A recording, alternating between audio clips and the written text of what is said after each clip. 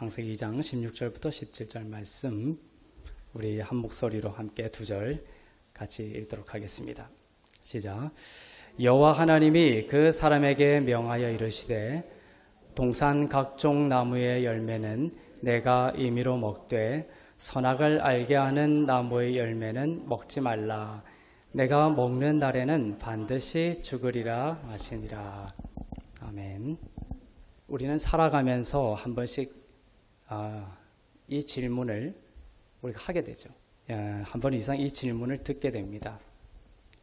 그것은 무엇이냐면 하나님은 왜 에덴 동산에 선악과를 만드셨는가입니다. 하나님이 선악과를 만들지 않았다면 인간은 타락하지 않았을 거고 죄를 짓지도 않았을 것인데 왜 하나님은 선악을 알게 하는 나무를 만드셨는가? 라는 질문입니다.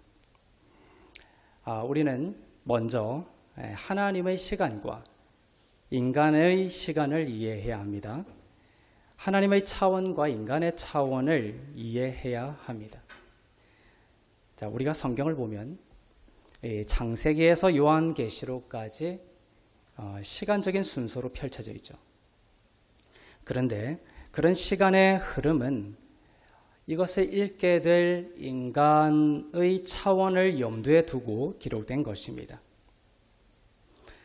우리는 시간 속에 펼쳐지는 하나님의 구원과 하나님의 창조와 인간의 타락과 또 그 타락한 인간을 향한 하나님의 구원을 이렇게 펼쳐진 순서대로 이해하고 우리는 읽고 또 이해하고 보지만 우리가 그 인간의 차원과 생각을 한번 내려놓을 필요가 있습니다. 하나님은 시간 밖에 계신다라는 것이죠. 하나님도 인간의 시간 속에서 이렇게 갇혀서 읽다 보면은 하나님도 똑같이 우리처럼 시간에 갇혀 있는 분으로 생각하면서 읽기가 쉬워요. 그 생각의 틀을 완전히 내려놓고 볼 필요도 있습니다. 하나님은 시간 밖에 계십니다. 하나님은 어제나 오늘이나 영원토록 동일하신 분이십니다. 자, 시간이라는 개념은 변화를 말하거든요. 그 인간은 시간 속에 존재한다는 것은 인간은 결국 후패하고 죽는다는 거죠. 근데 하나님은 어제나 오늘이라 영원토록 변하지 않으시죠. 동일하신 분이십니다. 그러니까 시간과 관계가 없으신 분이라는 뜻이 되는 것이죠. 시간에 구애받지 않으시고 시간을 다스리실 뿐만 아니라 시간 밖에 계십니다. 또한 하나님은 인간의 차원과는 전혀 다른 높은 차원에서 창조와 구원을 역사하셨습니다. 지금은 양자역학을 통해서 많은 사람들이 이제 알고 있는 것인데 그것은 뭐냐면 차원이 높은 쪽에서 차원이 낮은 쪽을 바라볼 때에는 차원이 낮은 쪽의 모든 현상을 시간을 한꺼번에 본다라는 거예요. 그냥 한순간에 봅니다. 즉 2차원의 존재가 1차원의 존재를 볼 때에는 1차원의 모든 것을 처음부터 끝까지 한 번에 본다라는 것이죠. 또 3차원의 존재가 2차원의 존재를 볼 때에도 마찬가지입니다. 그런데 하나님은 모든 차원의 가장 상층위에 계신 분이십니다. 그래서 하나님이 인간을 보실 때에는 인간의 과거와 현재와 미래를 어떻게 보시는 거야? 한 번에 보시는 겁니다. 한 번에. 그것을 이해하지 않고 성경을 접근하면 자꾸 이해가 안 되고 이렇게 덜컹거리는 부분들을 접하게 되는 것이죠. 그러나 이 부분에서 시작을 해야 됩니다. 그래서 인간에게 주신 성경에 보면 이러한 하나님의 그 차원과 인간의 차원, 하나님이 그 하나님의 차원에서 그 하나님을 이해시키기 위해서 인간의 차원에 그것을 설명해야 되잖아요. 그치? 그 인간이 개미에게 인간을 설명한다고 생각해 보십시오. 그것이 얼마나 힘들겠어요. 이것은 비교가 안 되는 것이죠. 차원 밖에 있는 가장 높은 차원에 하나님께서 인간에게 자신을 설명해야 된다라는 아주 위대한 이 숙제가 우리 주어졌던 것입니다.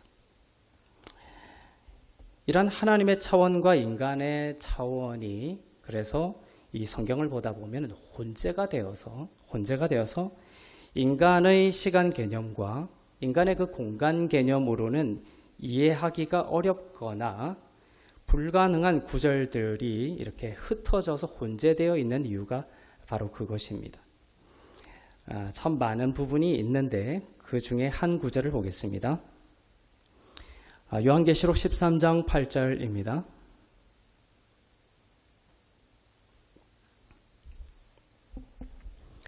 시작. 죽임을 당한 어린 양의 생명책에 창세 이후로 이름이 기록되지 못하고 이 땅에 사는 자들은 다 그 짐승에게 경배하리라. 자, 이 번역이 원문에 약간 못 미치는데요. 이 영어로 된 번역이 더 정확하게 이 부분에서는 되어 있습니다. 여기에서 특별히 어린 양이 어떤 어린 양인지에 대한 수식이 있어요. 그러니까 어린 양을 이렇게 단어가 나오고 그 어린 양을 수식을 하게끔 되어 있습니다. 원문에는. 근데 이제 우리 지금 방금 읽은 한국어 버전에 보면은 그 창세 이 땅이 이제 그 창조될 때 이후로 기록되지 못하고 이것이 이제 수식되는 걸로 되어 있는데 한번 영어로 된 구절을 보면은 좀 의미가 다릅니다. 계시록 13장 8절 그 램이라는 어린 양의 그 수식이 붙어 있다라는 것이죠. 창세 이후로라는 것이 그걸 한번 제가 읽어 보겠습니다. 이걸 영어로 이렇게 되어 있다고 해서 다르게 생각하지 마시고 이거는 왜 이렇게 보여드리냐면 이것이 원문적으로 영어로 번역을 하면 이렇게 되어 있다는 자료를 보여드리기 위해서입니다. 제가 읽어보겠습니다. The Lamb that was slain from the creation of the world. 자, 그래서 The Lamb이 이제 어린 양이죠. 자, 어린 양이 was slain, 죽임을 당했다라는 거예요. 거기에 붙어 있는 것입니다. 그 다음 게 from the creation of the world. 창세 이후로. 그러니까 어린 양이 죽임을 당했는데 그 죽임을 당한 시점이 언제냐는 것이 원문에 나타나 있다는 거예요. 그런데 우리 번역에 보면 창세 이후로가 그 이름이 기록된 것에 수식이 되어 있어요. 그런데 원문을 보면은 영어 번역처럼 창세 이후 이것이 무엇에 연결되어 있냐면 어린 양의 죽음과 연결이 되어 있다는 거예요. 이제 아시겠죠? From the creation of the world. 즉 세상이 창조되기 전에 무엇이 있었다? 하나님의 어린 양의 죽음이 있었다. 이해가 안 되죠? 그런데 이런 것들이 막 흩어져 있습니다. 예수님은 인간의 시간과 인간의 차원으로 보면 2000년 전에 십자가에서 죽으셨지만 시간 밖에 계신 하나님의 차원에서는 인간의 시간과 역사가 시작되기 전에 이미 예수 그리스도의 십자가가 완성이 되었다라는 것입니다. 자, 이것이 잘 이해가 되지 않는다면 어쩌면 당연할지 모르겠습니다. 그러나 인간의 차원과 하나님의 차원의 차이를 여러분들이 이해한다면 그 인간의 역사 속에서는 예수님이 2000년 전에 죽으셨지만 하나님의 차원에서는 역사 전에 이미 죽으심으로 완성된 형태다. 이것이 우리는 시간적으로 아직 미완성의 상태도 자꾸 남아있죠. 아직 너무나 많은 미래의 일들이 남아있습니다. 그러나 하나님의 관점에서는 역사 전에 예수 그리스도의 죽음 안에 모든 역사가 완성된 형태로 이미 이루어졌다. 그것으로부터 시작한다라는 것을 우리는 어렴풋이 이해할 수 있을 것입니다. 그래서 성경은 근본적으로 이야기하면 창세기에서부터 요한계시록까지 나아가는 것이 아니다라는 겁니다. 창세기에서부터 읽고 시간적으로 요한계시록까지 나가는 것이 근본적으로 보면 아니다. 아니라 종말론이 가장 먼저 있는 것입니다. 우리는 시간을 겪고 마지막 때에 종말론이 오는구나 이렇게 생각하죠. 그러나 하나님의 관점에서는 무엇이냐? 종말론이 먼저 서 있다는 것입니다. 이것이 신학적으로 서 있는 신학의 부분입니다. 창세전에 이미 종말이 섰다라는 것입니다. 성경은 종말론을 바탕으로 하여서 그 종말론으로 인간의 과거를 해석하고 현재와 미래의 그 종말론의 구체적인 내용들이 인간이 경험할 수 있는 차원의 방식으로 펼쳐지고 있는 것입니다. 자, 그러면 이렇게 한번 질문해 볼까요? 여러분은 언제 구원을 받았습니까? 이렇게 어떤 그 이단 종파에서는 자기가 구원받은 날짜를 정확하게 얘기 안 하면 구원받은 거 아니라고 이야기하는 이단 종파도 있습니다. 누가 와가지고 언제 구원받았냐? 언제 구원받았는지 정확하게 내가 생각이 안 납니다.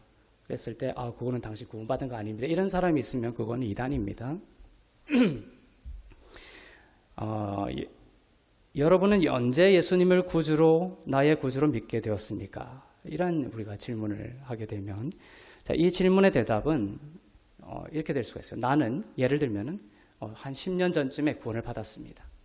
예수님을 나의 구주로 고백했습니다. 라고 말할 수도 있지만 또 어떻게 얘기할 수 있다는 거예요. 오늘 설교를 통해서 우리는 나는 이미 창세전에 구원을 받았습니다.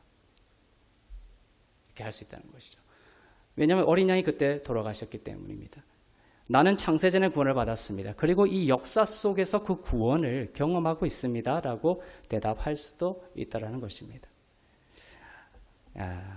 하나님의 목적은 창조에 있지 않습니다. 우리는 그런 선입견이 있습니다. 하나님께서 창세기에서 창조를 완벽한 형태로 만드셨다. 그런데 인간이 하나님의 원래 의도와는 상관없이 타락을 해버렸네. 그래서 하나님이 어쩔 수 없이 부랴부랴 땜빵질하는 식으로 구원의 계획을 부랴부랴 이제 나중에 만드시고 준비하셨다 이렇게 생각을 하죠. 그것이 아닙니다. 그건 완전한 착각이죠. 하나님의 목적이 원래 창조에 있지 않았습니다. 하나님의 목적은 구원과 종말에 있습니다. 많은 사람들은 하나님께서 창세기에서 아담을 창조하시고 선악과와 생명나무를 두신 상태를 최고의 완성된 형태로 생각하지만 그것은 종말이 아니죠. 종말론부터 시작한다고 제가 분명히 말씀드렸습니다. 선악과와 생명나무를 두신 것, 그것은 종말의 형태가 아니라 종말을 향한 시작이고 모형입니다. 하나님은 종말의 형태, 즉 죄로 인해 죽은 인간 중에 종말이 무엇입니까? 이미 서 있는 하나님의 목적은 무엇이냐면 종말인데 그것은 죄로 인해 죽은 그 인간 중에 택하신 자들이 예수의 은혜를 힘입어서 새 피조물이 되고 영원한 생명에 이르게 된 그 종말을 말합니다. 그 종말의 형태를 창세 전에 이미 완성하시고 그 완성된 것을 차근차근 창세기를 시작으로 인간에게 경험할 수 있는 수준으로 펼쳐 보이고 계신 것입니다. 그렇다면 하나님은 에덴 동산에서 어떤 인간을 만드셨는가입니다. 어떤 인간을 만드셨나?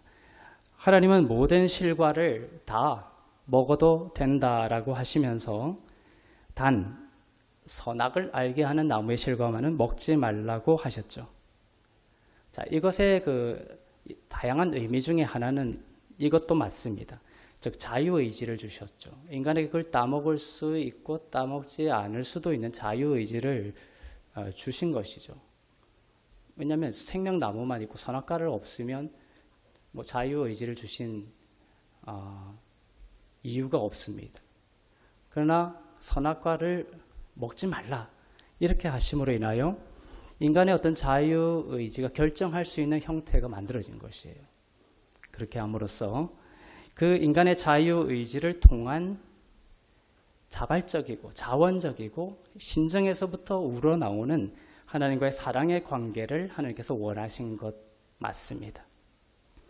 선악과를 먹지 말라는 그 규정을 인간이 지킴으로써, 그래서 선악과를 먹지 않음으로써 인간이 스스로의 그 자유의지로 하나님을 사랑하는 그 관계를 원하셨던 것이죠.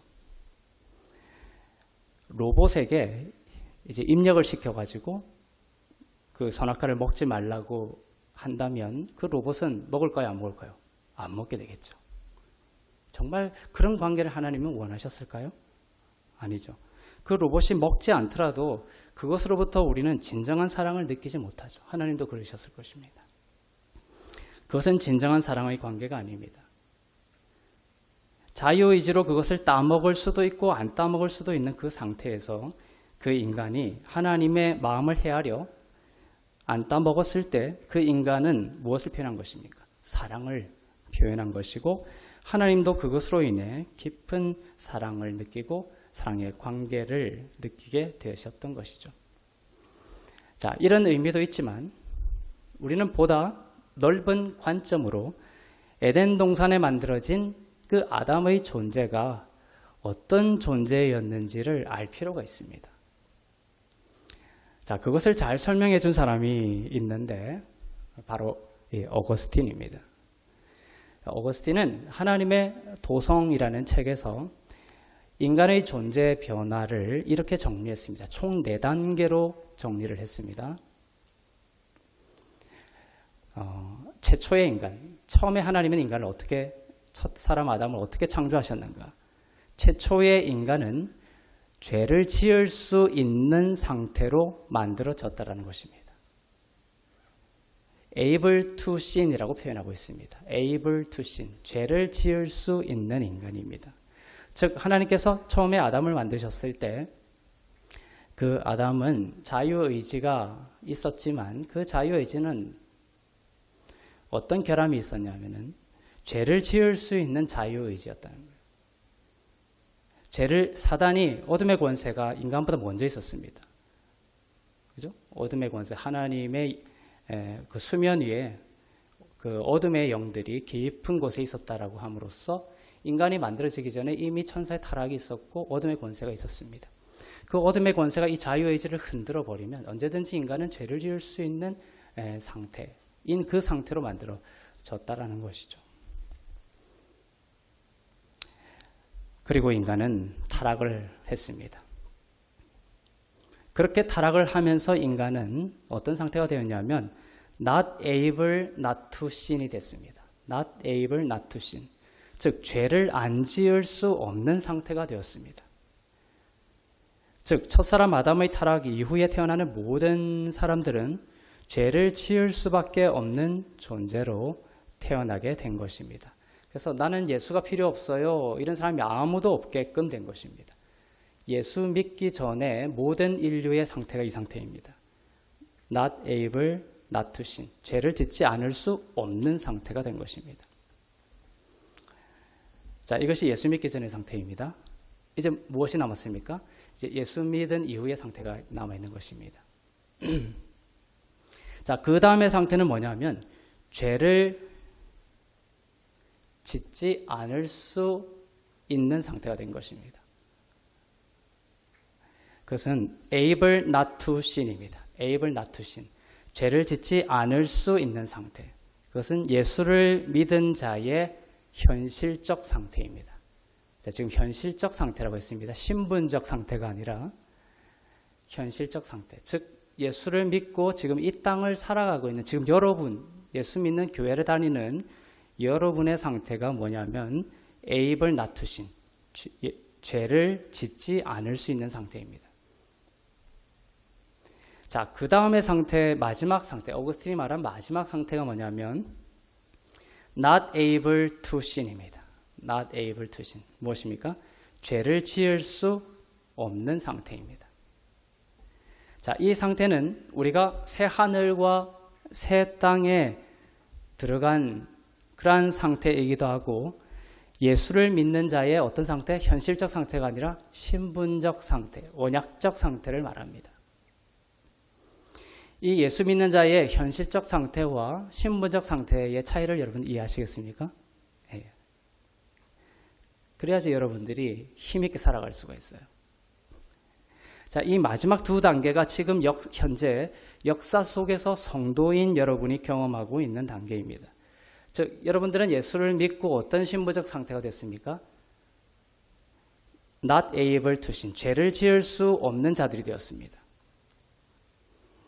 그 신분으로 잠시 동안 이 땅에서 우리가 살아가는데 그 살아가는 현실적 상태, 즉 able not to sin, 죄를 짓지 않을 수 있는 상태의 삶을 살아가고 있다는 것이죠. 자, 이것이 하나님이 창세전에 완성하신 종말론입니다. 죄를 지을 수 없는 그런 인간, 죄와 전혀 상관없는 인간을 종말의 형태로 창세전에 완성하셨습니다. 그 종말의 완성된 형태는 인간의 시간 속에서는 새 하늘과 새 땅을 우리가 장차 보게 될 때 그 온전한 형태를 경험하게 될 것입니다. 그 새 하늘과 새 땅이 오기 전까지 우리는 이 땅에서는 어떤 삶을 경험한다고요? 그 전에 지금 우리 믿는 자들은 죄와 상관없는, 죄를 지을 수 없는 신분적 상태를 가지고, 그것이 신분적 상태입니다. 그 상태를 가지고, 그 상태가 왜 중요하냐면 그 신분적 상태를 우리가 믿을 때 이 땅에서 현실적으로 죄를 짓지 않을 수 있는 능력을 부여받게 된다는 것이에요. 그래서 그 죄를 지을 수 없는 신분적 상태를 가지고 그 진리에 안식함으로써 이 땅에서 죄를 짓지 않을 수 있는 그 시간의 상태를 우리가 지나고 있는 것입니다. 그래서 주 안에서 의롭고 흠없고 거룩하다라는 진리의 이 선포는 성도의 어떤 상태입니까? 영원한 신분적 상태를 말하는 거예요. 우리의 어떤 현실적 상태를 보면 의롭지 않은 점 많고 흠도 많고 그렇죠. 그것은 이 땅을 살아가는 성도들의 현실적 상태, 눈에 보이는 그러한 상태일지 모르지만 우리가 넘어질 때에도 이길 수 있는 능력을 가지는 것은 영원한 신분적 상태, 즉 죄와 상관없는, 죄를 지을 수 없는 그러한 자로 예수 믿고 우리가 그러한 받은 그 영원한 생명, 영생의 내용입니다. 그것이. 그래서 우리는 주 안에서 의롭고 흠없고 거룩하다라는 그 진리의 선포는 성도의 영원한 신분적 상태에 대한 선포이자 현재적으로 죄를 이길 수 있는 선언이 되는 것입니다. 좀 이해가 되시죠? 제 머릿속에 잘 전달이 되고 있을까 이런 생각이 듭니다. 자, 이제 하나님이 창세 전부터 계획하시고 목적하신 이 종말론적 인간의 모습을 여러분들이 이해를 하셨죠. 이 죄 없는 인간을 탄생시키시는 역사가 무엇입니까? 바로 예수 그리스도의 십자가를 통한 새 창조입니다. 여러분의 신분적 상태는 죄와 상관없는 자입니다. 여러분이 현실적으로 아무리 큰 죄를 저지른다 하더라도 예수 그리스도의 피로 거듭난 하나님의 자녀가 하나님 앞에 섰을 때 하나님이 신분적으로 그 자를 보는 것은 죄가 없는 자로 보시는 거예요. 신분적 상태. 이것은 변하지 않습니다. 아무리 이 땅에서 여러분이 넘어지고 깨지고 무너지고 하더라도 이 신분적 상태는 종말론적으로 어떻게 되어 있다? 먼저 서 있었다는 것입니다. 자, 이것이 종말론적으로 서 있던 것이고 하나님의 궁극적인 목적은 무엇이다? 종말론적으로 의도하셨던 것은 창조가 아니라 바로 이 새 창조를 말하는 거예요. 구원이 하나님의 뭐다? 종말론이었다. 의도였다라는 것입니다. 하나님은 창조를 궁극적으로 목적하신 것이 아니라 새 창조를 목적하신 것입니다. 새 창조, 타락한 자를 어쩔 수 없이 모든 자는 타락할 수밖에 없고 그 타락한 자를 예수 그리스도의 피로 죄와 상관없는 자로 만들어내고 마는, 그리고 죄와 상관없는 그 자와 영원한 하나님과의 사랑의 관계를 맺고자 하는 그 종말론적 그 형태의 목적을 이미 창세전에 완성하셨다라는 것이죠. 그것이 목적입니다. 창조에는 예수의 피 흘림이 없어도 되지만, 그죠? 창조에는 예수님의 피 흘림이 필요 없습니다. 그러나 새 창조에는 예수 그리스도의 피 흘림이 필요하고 십자가의 은혜가 필요합니다. 자, 이 새 창조가 하나님의 목적이고 종말론입니다. 이 종말론을 인간의 역사 속에서 시간 순으로 펼치셔서 설명하고 구현해 내고 계신 것입니다. 그 시작이 창세기라는 것이죠. 그래서 하나님은 모든 인간이 전적으로 타락하게 되고 그 타락한 인간 중에서 하나님께서 창세전에 택정하신 사람들을 부르셔서 생명나무이신 예수 그리스도를 통해 죄 없는 인간을 만들어내시고 그 택하신 인간들을 통해 생육하고 정복하고 다스리는 하나님의 나라의 역사를 써가게 하고자 하신 것입니다. 모든 인간의 전적인 타락을 설명하기 위해서 등장한 것이 무엇입니까? 바로 선악과라는 거예요. 그러니까 이 새 창조를 설명하기 위해서는 선악과는 어떻게 됩니까? 있어도 되고 없어도 되는 거예요? 반드시 있어야 되는 거라는 거예요. 그 선악과를 인간의 전적 타락을 설명하기 위해서 세우신 것이죠. 선악을 알게 하는 나무를 먹을 때에 어떻게 말씀하셨죠? 정령 어떻게 된다고 했습니까? 죽으리라. 정령 죽으리라. 네, 모든 인간이 허물과 죄로 죽었다라는 것을 설명하기 위해 선악과를 두신 것입니다. 자, 에베소서 2장 1절을 보겠습니다. 시작. 그는 허물과 죄로 죽었던 너희를 살리셨도다. 이것이 종말론이에요. 살리시는데 그 전에 인간의 상태를 뭐라고 얘기합니까? 허물과 죄로 죽은. 모든 인간은 죽었다. 죽은 상태다. 에덴 동산에 선악과가 없었다면 얼마나 좋았을까라고 생각할지 모르지만 선악과를 두신 것이 하나님의 지극한 사랑의 계획이라는 것이 이제 밝혀졌습니다. 왜냐하면 그것을 예수의 피로 살리셔서 죄와 상관없는 자로 너희를 만들겠다라는 종말론적 계획에 의해서 그것이 펼쳐진 것이기 때문이죠. 만약 선악과가 없었다면 어떻게 되는 거예요? 하면 그냥 죄를 지을 수 있는 그 애매한 상태로 그냥 계속 가는 거예요. 그건 계속해서 사단에 의해서 죄를 지을 수밖에 없는 그 불완전한 상태, 그 상태가 지속되는 그런 형태가 되는 것이죠. 그것은 하나님이 원하는 방식이 아니었습니다. 죄를 지을 수 있는 그런 불완전한 상태로는 영원을 살 수 없습니다. 죄를 지을 수 있는 그 able to sin의 상태, 첫사람 아담이 만들어진 상태로는 영원히 하나님과 참되게 관계할 수 없습니다. 그래서 하나님은 선악과를 두심으로 able to sin, 즉 죄를 지을 수 있는 그 불완전한 상태의 그 상태를 완전한 불가능한 상태로 만드시고, 그냥 완전히 죽어야 완전히 사는 것이 있기 때문에 그렇습니다.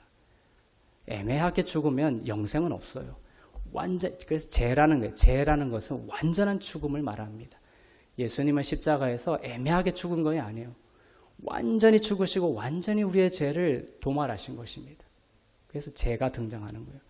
그래서 우리에게 영원한 생명, 죄와 상관없는 그 영생을 주시기 위해서 그 able to sin, 죄를 지을 수 있는 그 애매한 상태를 파괴시키시고 인간을 완전한 죽음의 상태로 끌어내리신 것입니다. 그것이 뭡니까? 죄를 지을 수밖에 없는 상태. 완전한 불가능한 상태로 만드시고 예수 그리스도라는 생명나무를 먹게 하심으로 able to sin, 죄를 지을 수 있는 불완전한 상태에 대해서 완전히 죽게 만드시고 궁극적으로 빚어내시려고 한 우리의 최종적인 종말의 모습, 즉 죄를 지을 수 없고 죄와 상관없는 새 피조물을 새 창조하려고 하신 것입니다. 그래서 어떤 면에서 선악과는 하나님의 우리를 향한 종말론적 계획 속에서 우리를 죄로부터 완전히 자유한 상태로 만드시기 위해 하나님께서 두신 놀라운 사랑의 계획이었다라고 볼 수가 있습니다. 그래서 계시록에 보면 이 종말의 형태, 즉 새 하늘과 새 땅의 상태를 선악과가 더 이상 없는 상태로 표현하고 있습니다.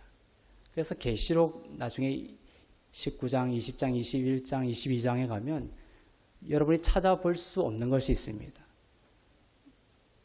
예를 들면 바다 같은 거, 바다가 없어요. 그 바다는 노아의 홍수, 모든 사람들의 수장을 말하거든요. 그래서 바다도 더 이상 있지 아니하더라 이렇게 함으로써 계시록 후반부에 가면 종말의 형태에서는 바다가 없어요. 바다라는 단어가 사라집니다. 또 뭐가 없죠? 선악과가 없어요. 눈을 씻고 찾아보십시오. 선악과가 없고 어떤 나무만 등장하냐면 생명나무만 등장하는 거예요. 그래서 계시록 21장부터 묘사되는 새하늘과 새 땅의 기록에서는 더 이상 선악과도 없고 생명나무만 나옵니다. 자, 계시록 22장 2절을 보겠습니다.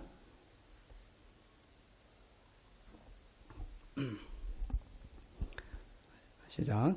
길 가운데로 흐르더라. 강 좌우에 생명나무가 있어 12가지 열매를 맺되 달마다 그 열매를 맺고 그 나무 잎사귀들은 만국을 치료하기 위하여 있더라.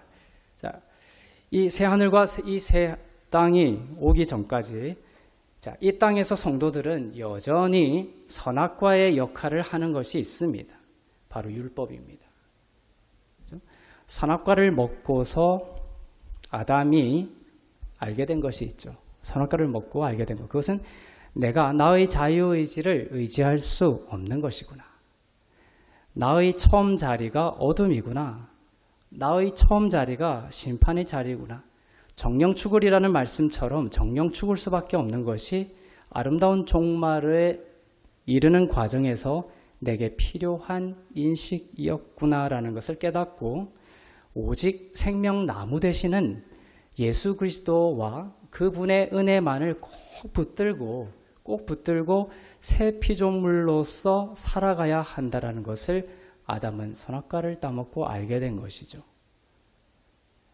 그래서 주님이 강림하시게 되는 그때는 우리는 신분적 상태, 정말 죄와 상관없는 상태가 되지만 그 신분적 상태를 우리가 가지고 지금 그때가 되기 전까지 이 땅에서 우리는 이 가라지들이 있는 거예요. 율법을 주심으로써 우리가 은혜만을 꼭 붙들고 살아가는 인생이 되게끔 하신 것입니다. 그래서 그 새하늘과 새 땅이 되기 전까지는 이 땅에 뭐가 있는 거예요? 자꾸만 선악과가 계속 존재하는 이유가 그것입니다. 우리가 자꾸만 그것에 선악과 따먹고 넘어지고 내 힘을 의지하고 내가 하나님보다 높아지려고 하고 그러면서 우리는 계속 무엇을 깨달아가는 거예요? 나의 자유의지는 불완전하는구나. 하나님의 은혜가 필요하는구나. 나는 절대로 하나님의 은혜를 떠나서는 살 수 없는 것이구나를 지속적으로 반복적으로 경험하면서 그날을 기다리는 것입니다. 자, 그 선악과의 열매, 선악과가 바로 이제 율법의 기능을 하고 있는 것이에요. 로마서 3장 19절을 보겠습니다.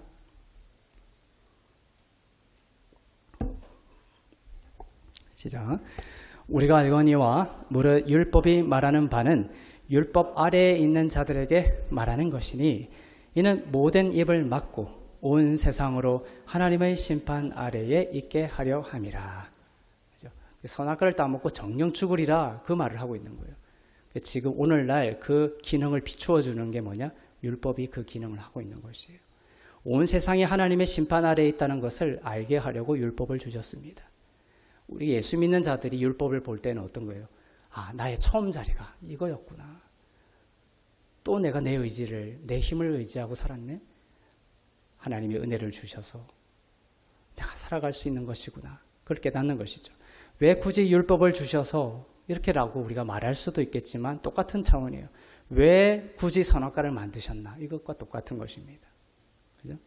그러나 지금 우리가 설교를 통해서 깨닫고 보니 선악과를 주신 것이 하나님의 사랑의 표현이었고 하나님의 그 종말론적 계획 속에 두신 하나님의 그것을 향해 나가기 위해 꼭 필요한 것이었던 것을 알 수가 있습니다. 율법도 마찬가지입니다. 율법을 주심으로 우리의 어두운 처음 자리를 겸손히 인정하게 하시고 예수를 통해 주시는 하나님의 의를 힘입어 죄와 상관없는 자가 되고 또 죄를 이기고 다스리며 살아갈 수 있도록 하시기 위함이고 그것은 하나님의 놀라운 사랑의 한 부분인 것입니다. 선악과를 두신 것도 마찬가지라는 것입니다. 정령 죽을 수밖에 없는 우리의 실존을 알게 하시고 예수 없이는 오직 생명나무이신 예수를 통해서만 정령 죽지 않고 결코 죽지 않는 영원한 생명체로 만드시기 위한 종말론적 과정의 한 모습이었다라는 것을 우리는 깨달을 수가 있습니다. 그래서 예수님이 오시기 전에 선악과가 있을 때는 정령 죽으리라 아이죠. 그럼 예수님이 오신 뒤에는 어떻게 된 거예요? 결코 죽지 않으리라 되는 거예요. 죄를 지어도 결코 죽지 않으리라 되는 것입니다. 그래서 그 차원에서 이 말씀을 하시는 거예요. 요한복음 11장 25절에서 26절입니다. 시작. 예수께서 이르시되 나는 부활이요 생명이니 나를 믿는 자는 죽어도 살겠고 무릇 살아서 나를 믿는 자는 영원히 죽지 아니하리니 이것을 내가 믿느냐.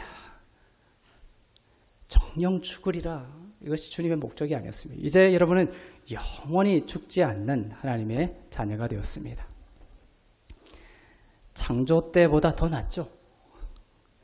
창조가 목적이 아니고 새 창조가 하나님의 목적이었고 그것을 여러분은 누리고 있습니다. 창조 때는 정령 죽으리라 였지만 이제 새 창조된 여러분은 지금 예수님의 말씀처럼 나를 믿는 자는 영원히 죽지 아니하리라. 이것을 내가 믿느냐. 오늘 승리하며 능력 가운데 살아가기 위해서 하나님이 여러분에게 필요하다, 이 믿음이 필요하다라고 말씀하시면서 묻는 믿음의 내용입니다. 하나님께서 지금 여러분에게 묻고 계십니다.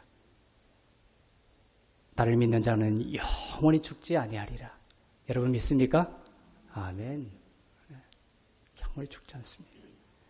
이제 여러분은 시간 순서대로 펼쳐지는 역사 속을 살아가면서도 그 속에서 내가 죽겠구나 계속 두려움과 흔들림이 있을 때 이것을 믿어야 되는데 나를 믿는 자는 영원히 죽지 않는다. 시간 속에 펼쳐지는 역사 속을 살아가면서도 이 종말론적 믿음 위에서 여러분의 삶을 바라볼 수 있기를 바랍니다. 창세전에 완성된 구원의 역사 그리고 완성된 나의 인생을 믿으면서 창세전에 이미 여러분의 인생이 완성되었다. 그리스도 안에서 그것을 믿으면서 그렇게 하신 이유가 바로 지금 새 창조된 하나님의 자녀로서 하나님이 주신 모든 은사와 능력을 가지고 처음에 아담에게 목적이 있었죠. 생육하고 번성하고 다스리고 정복하고 그러한 하나님 나라의 다스리는 자로 모든 하나님이 주신 은사와 능력을 가지고 살게 하시려는 것임을 믿고 그 예수 그리스도 안에서의 영원한 생명 믿고 그 생명으로서 승리하며 살아가는 여러분 되시기를 주님의 이름으로 축복합니다. 기도하겠습니다.